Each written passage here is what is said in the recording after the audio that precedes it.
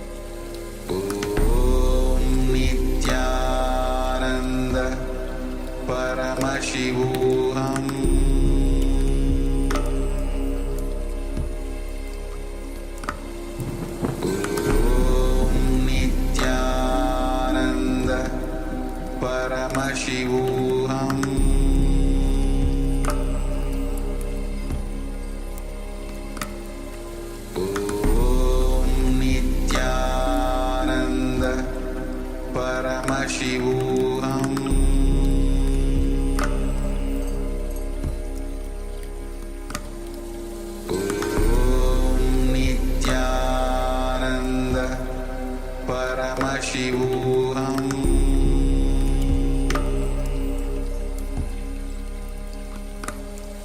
Om Nityananda Paramashivoham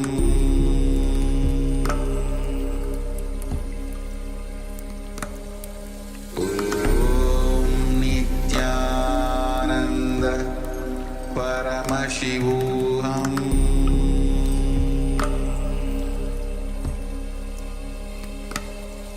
Om Nityananda Paramashivoham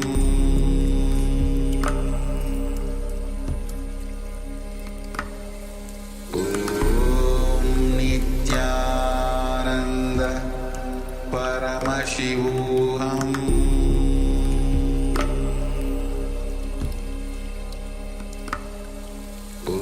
Om Nityananda Paramashivoham Om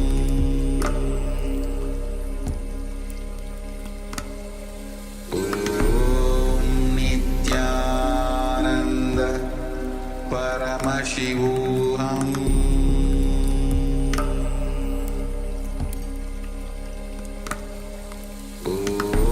Om Nityananda Paramashivoham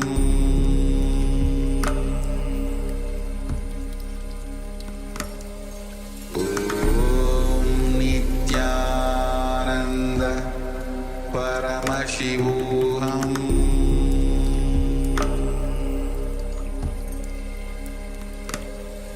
Om Nityananda Paramashivoham Om Nityananda Paramashivoham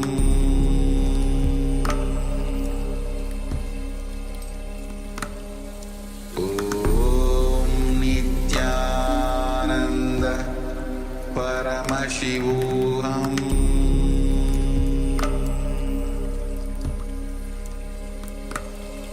Om Nityananda Paramashivoham Om Nityananda Paramashivoham Om Nityananda Paramashivoham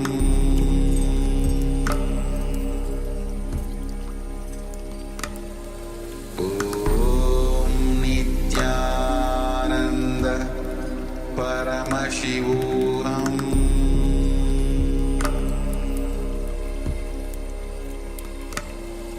Om Nityananda Paramashivoham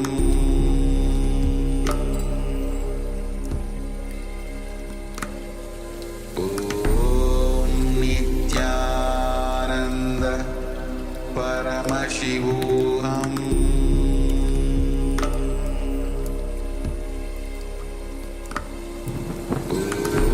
Om Nityananda. Yes. Now I request all the participants to relax. Please open your eyes. Please take off your eye bands. Take a few minutes to share in the Zoom chat what did each participant actually manifest in this particular round of the power manifestation. The participants can share any colors, pictures, words before we move on to see the actual image which is there for all of us in this particular round of the power manifestation. Please quickly share. Take a moment to do so.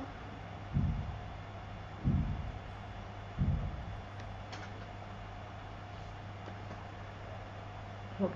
So now I'll be projecting the image for all the participants. As each of the participants can see, the first image is the image of the color orange. So the whole thing is the color of orange. So this was projected for each one of us in this round of the power manifestation. Okay, so now let's move on to today's session. Okay, it's a wonderful session, wonderful day today for each one of us. Today we are learning on integrity. A very powerful exercise which is on integrity. We're going to learn on integrity. Swamiji himself is going to explain on integrity. What is integrity and how to bring integrity on our life. And by using the method of integrity, what all can happen. And we're going to listen from Swamiji himself, and we're going to have the internalization exercise as well. So please give a complete listening as we're going to begin this session.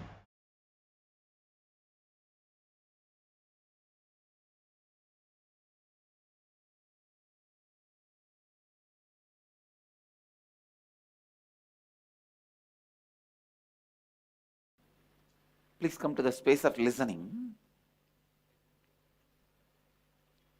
The principles based on which the whole cosmos functions, more than the principle, they are your birthright. Understand this one example. There is a old house, and house has one room which is locked for centuries. Nobody knows what is there in that.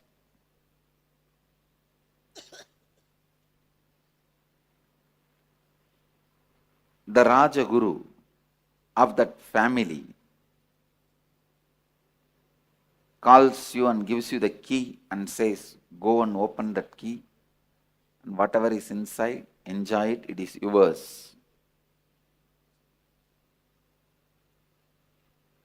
Naturally, you say, no, I have a lot of work. Why one more work? I am not interested. Who will go into the house and who will go into the room and who will open?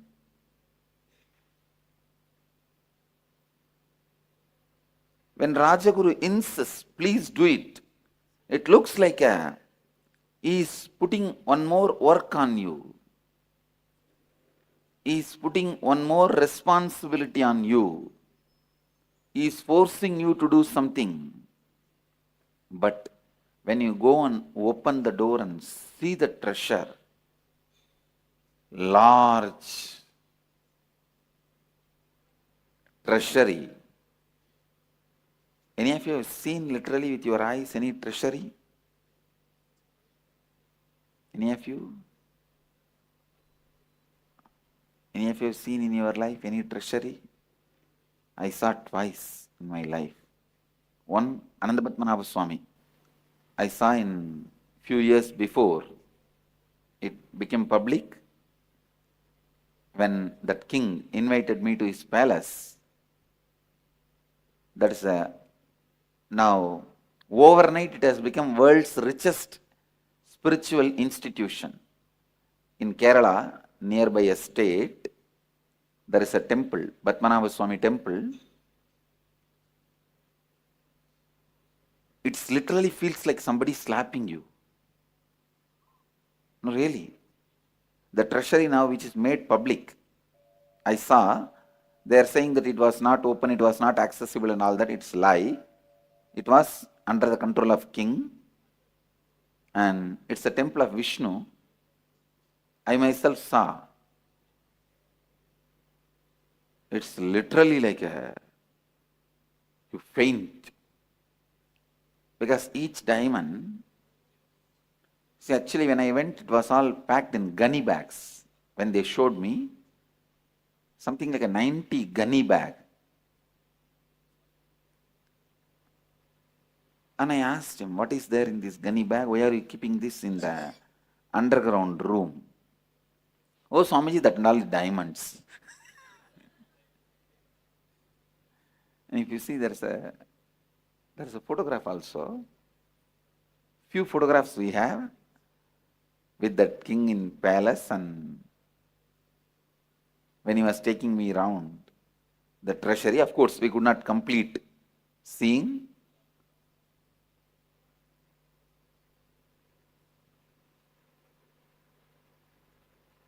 in a single Vaidurya stone around 4 feet throne.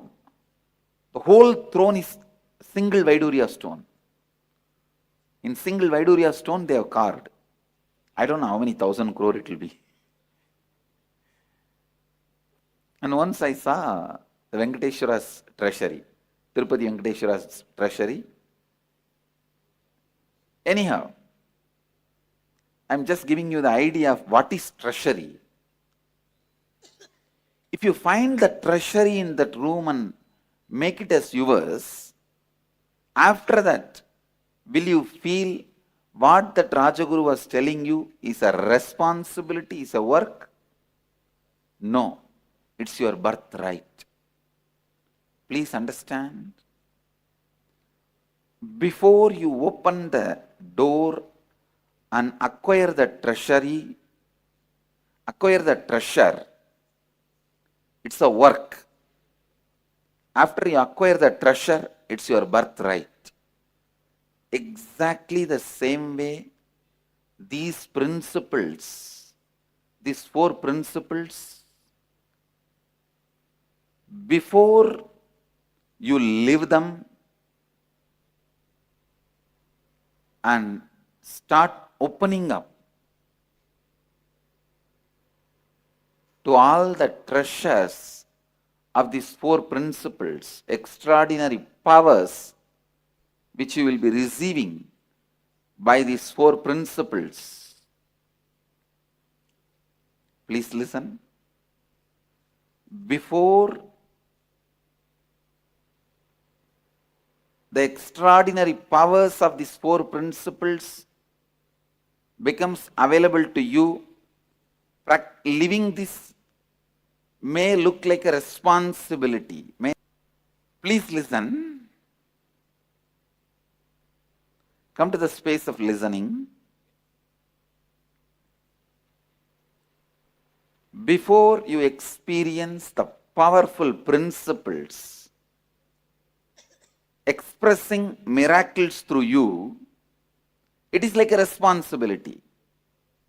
But once you open the treasury, the powerful powers which comes to you by internalizing these principles, it's your birthright. How many of you are able to cognize what I am saying? So these 4 principles are not one more responsibility I am adding to you, one more rule I am adding to you, one more law I am adding to you.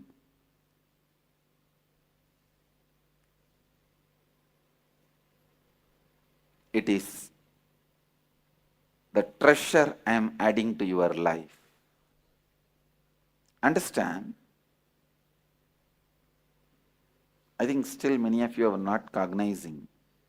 If you cognize the treasure is getting added to your life, you will sit straight.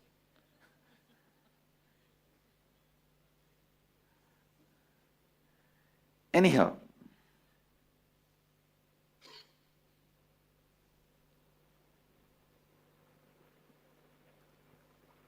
maybe when you start seeing the extraordinary powers, these principles can add in few days. You will see that excitement happening in you. You will see that experience happening in you.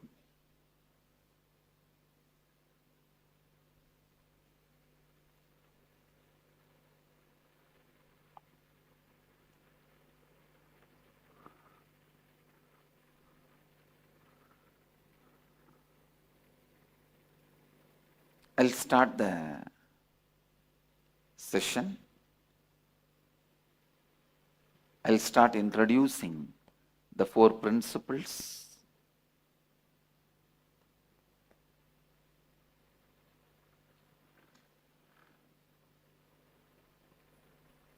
First principle. Please come to the space of listening. Please listen. Before the extraordinary powers of these four principles becomes available to you. Living this may look like a responsibility. Please listen. Come to the space of listening. Before you experience the powerful principles expressing miracles through you, it is like a responsibility. But once you open the treasury, the powerful powers which comes to you by internalizing these principles, it's your birthright. How many of you are able to cognize what I am saying? So these four principles are not one more responsibility I am adding to you, one more rule I am adding to you, one more law I am adding to you.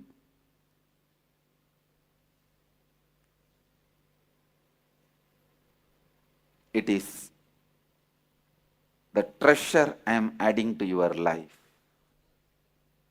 Understand? I think still many of you are not cognizing. If you cognize the treasure is getting added to your life, you will sit straight.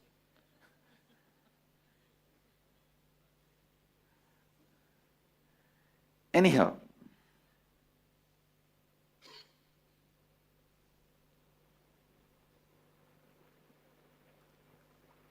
maybe when you start seeing the extraordinary powers, these principles can add in few days. You will see that excitement happening in you. You will see that experience happening in you.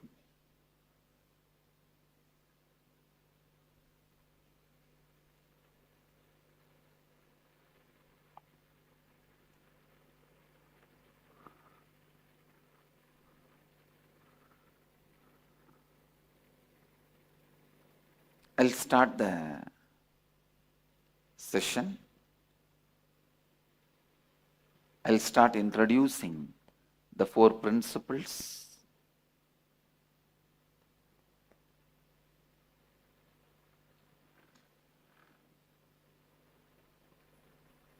First principle. Please come to the space of listening. Now literally you are getting initiated into these tattvas, into these principles. How many of you are listening? So listen. The first principle, integrity, means integrity is you fulfilling the word and thought you give it to yourself and to others, and experiencing state of completion with you and with life. Listen. Integrity is you fulfilling the word and thought you give it to you and to others, and experiencing completion with you and others.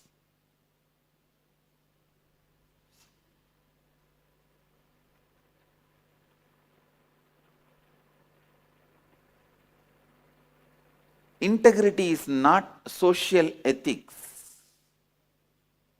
morality. No. I am not talking about integrity as a social ethics or as a morality. I am talking about integrity as a spiritual principle. See, society teaches you, whatever word you give it to others, please honor it, and you have to honor it.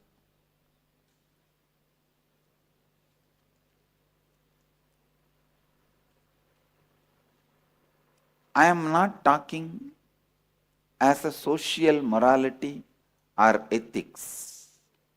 I am talking as a spiritual principle. Please listen. Society many times teaches you to fulfill the words you give it to others because based on that only society runs. But here, the first thing you need to know, the words you give it to you. The words you give it to you.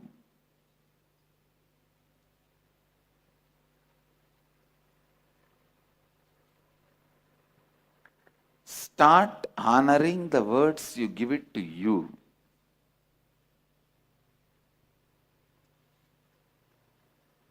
Everyone understands integrity with others. It's like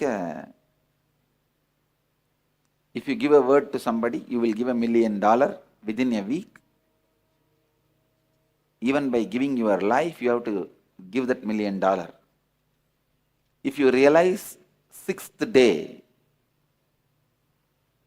just before the last day, that even if you give your life, nobody is ready to buy for $1 million.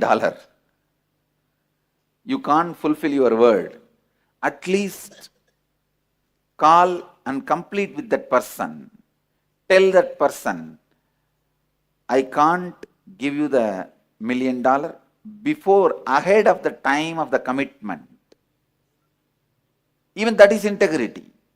If you complete with that person, I can't do, and stop the mess you are creating in others' life, that is also integrity. This is more external world that everyone understands. But the real integrity starts with the words you give it to you. Please listen. With the words you give it to you.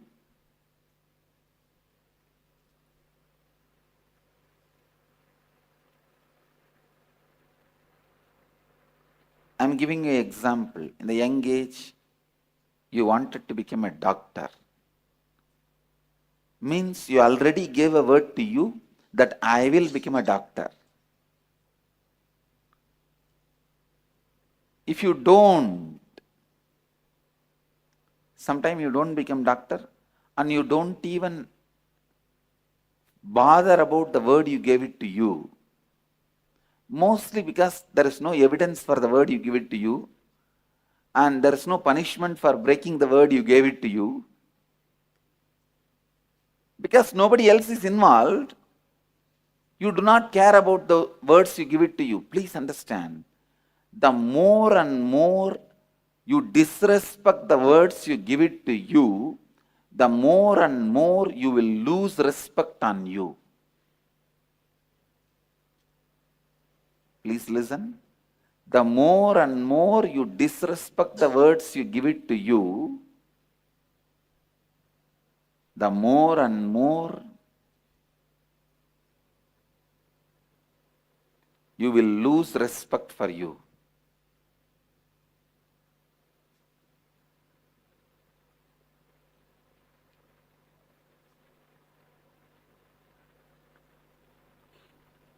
If you have committed with you that I am going to become a doctor,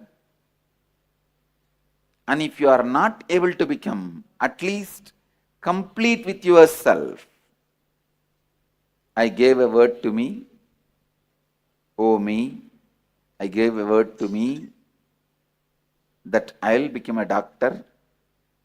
Neither I have become, nor I am going to be. So I complete with the commitment. I gave it to you, or I gave it to me. I free myself from this commitment so that I can become complete. It's something new, first time.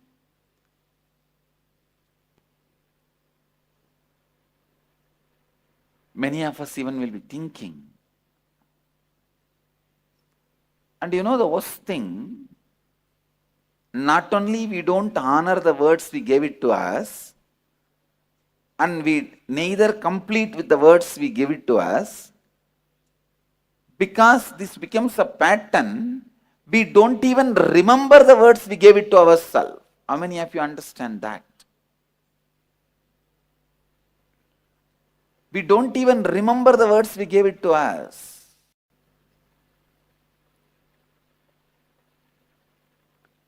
Your life works only when you are in integrity.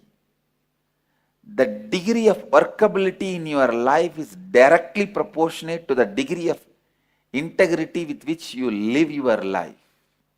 I tell you, if you have integrity, even if the whole world does not listen to you, you will listen to you. I tell you, nobody needs to listen to you other than you. If you listen to you, you are a success. You are a winner. Nobody can do anything to you. I tell you from my experience. Just if you listen to you, nobody can do anything to you.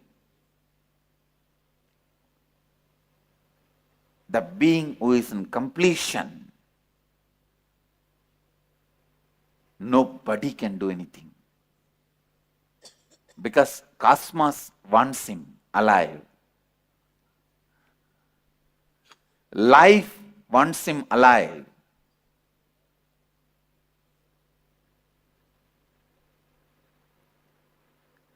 When you are complete with you, the confidence you have on you, understand? When you are complete with you, the confidence you have on you, confidence the completion with you brings.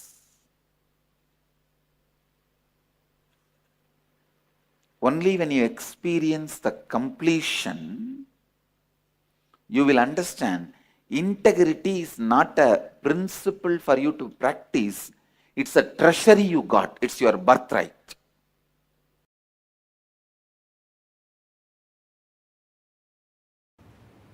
Strange conclusions you create in your life without simple integrity is what I call virus inside, which continues to keep you as a slave forever. This is the straightforward, most practical solution. You need to understand almost 99% of your conclusions, the cognitions you carry about you, life, strange stupidity. If I wear the black dress today, the whole day will be bad. How you came to conclusion? If I see somebody in the morning wearing black dress, the whole day will be bad. How you came to the conclusion? Coming to strange conclusions and operating to strengthen those conclusions in your life. Understand what I am talking? I am giving a very superficial examples. I can go deeper. Go deeper.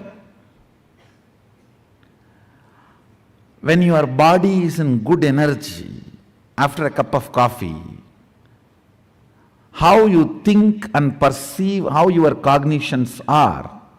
When you are tired, bored, body is tired, how your cognitions and perceptions are.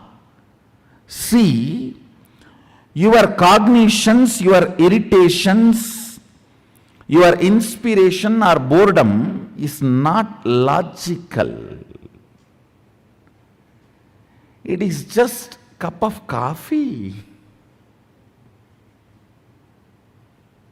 It is just few chemicals and hormones.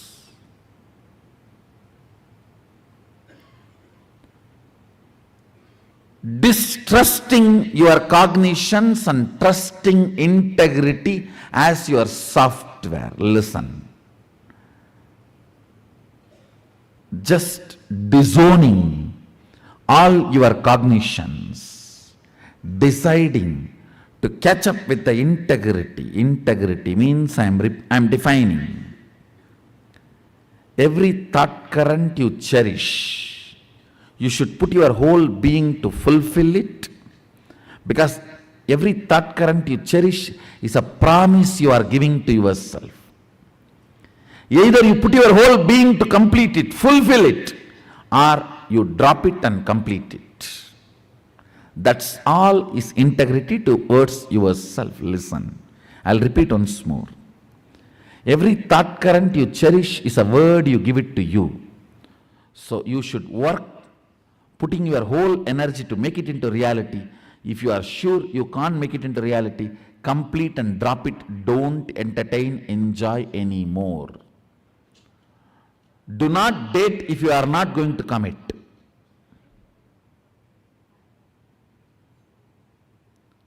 Same thing outside. Give a word only when you are going to live it. If not, drop it. Just this one, only one, integrity, replace all your cognitions. Your cognition about God, your cognition about world, your cognition about life, your cognition about society, your cognition about your body, your cognition about your mind. Replace it just with this simple, straightforward integrity. The kind of a transformation you will go through, I tell you. In Ayurveda, there is a very simple one verse by a great Siddha. He gives deathless life, the art of deathless life. Take care, the throat is always clear. You will not have death. Looks so simple. One, true, the statement is true.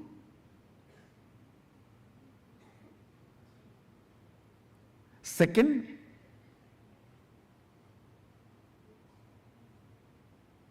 all problems start with your throat infection.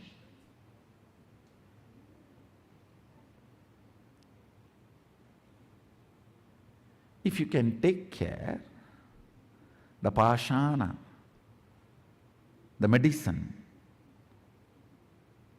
is stored in the throat, you will never, not only you will never die, you will never age old. That is actually the symbolic representation of Sadashiva having poison in the throat. Poison clears any infection even before it starts.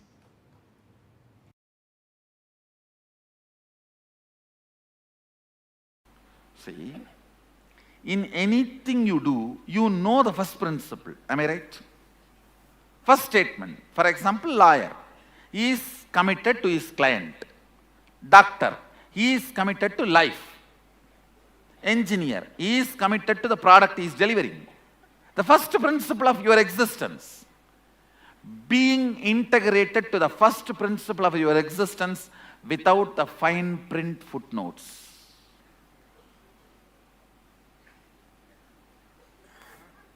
See, all of you know the first principle of your existence. Am I right? Being committed to that, being integrated to that. All the other utility transactions cannot touch the integrity of your first principle. They may be there, may not be there. But the first principle cannot be compromised. Cannot be compromised. I tell you, first principle brings strength.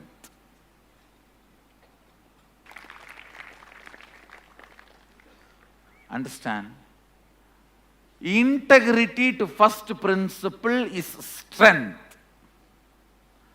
That is what Sadashiva calls it as Swadharma. He uses the word Swadharma in Agama. means your first principle is Swadharma. All of you are very clear about your first principle. Am I right? What is your first principle? Means your declaration about you to the world. All of you know your first principle. Being integrated to that, that's all. When you say we know the first principle, it's something that changes from time to time, isn't it? Time to time. Yeah. I should say, the practical application may change time to time, but not the first principle itself.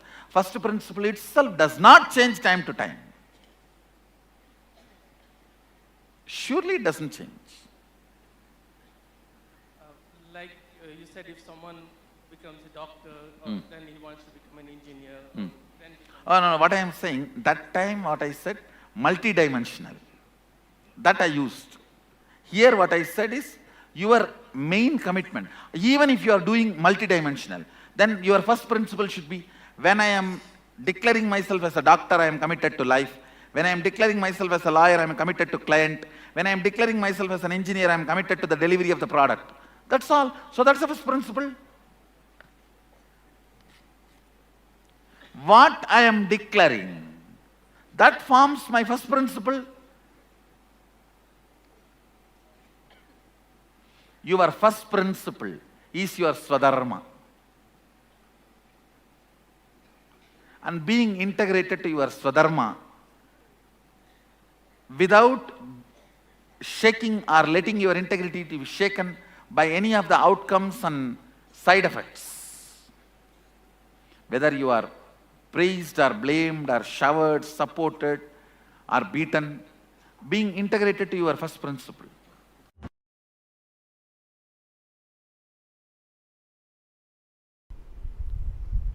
Integrity, anything which your cognition cognizes.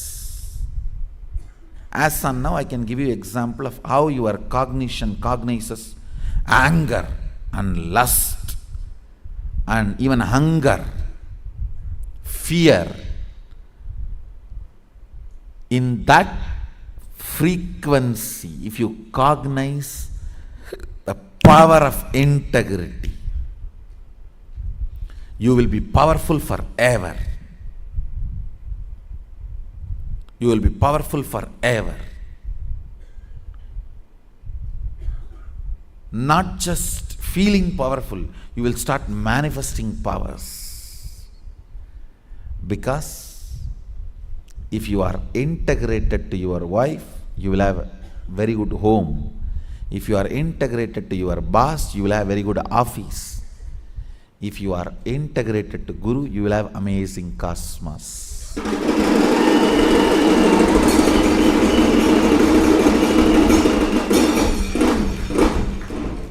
Your integrity is directly integrity to me.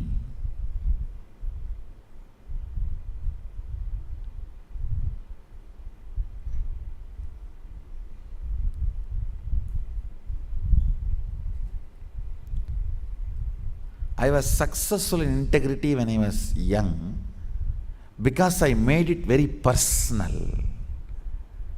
Like I have to get up and run because I am going to see Arunagiri Yogeshwara. It was such personal, intimate experience. I became successful in integrity.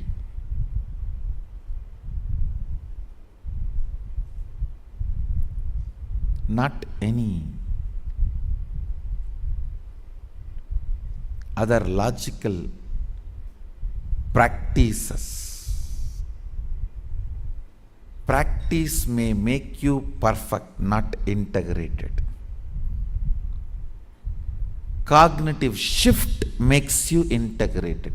Decision makes you integrated. That is why when you miss integrity, I am not asking you to practice integrity. I am making you to decide to be integrated from now. Declarations are decisions of reminding yourself, let me burn me with integrity. Let me awaken me to my integrity. Let the best of me be awakened in me. Let the best of me be awakened in me. Let's make integrity as a cognition today. See, once it becomes cognition, your chemical change, you see, all your sleep, everything is just chemical change, nothing else. If you keep your tube in your mouth and early morning pour the coffee, you will just wake up. Your sleep is nothing but, your struggle with the whole sleep is nothing but half a cup of coffee.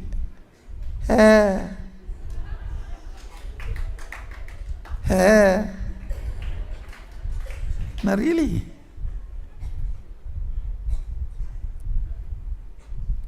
Romanceless relationships are all nothing but masturbation. Understand? That is so in any relationship. Romance is more important than the physical component of it.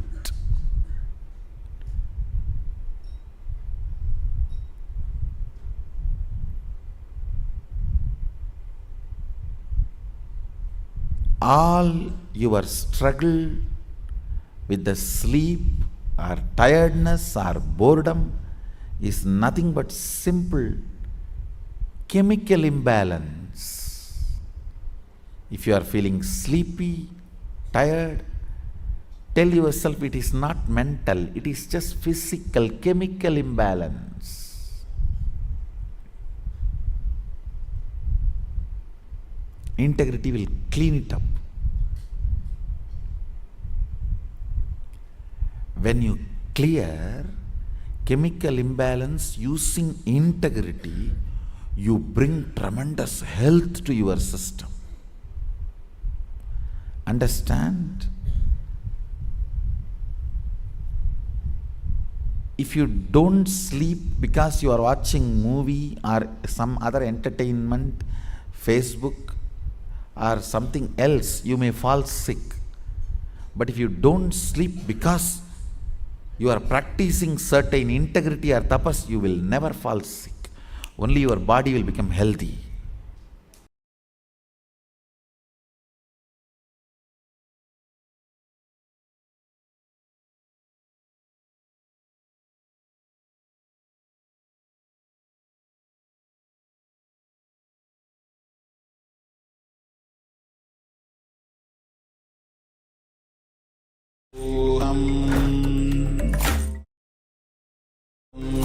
Nityananda Paramashivoham Om Nityananda Paramashivoham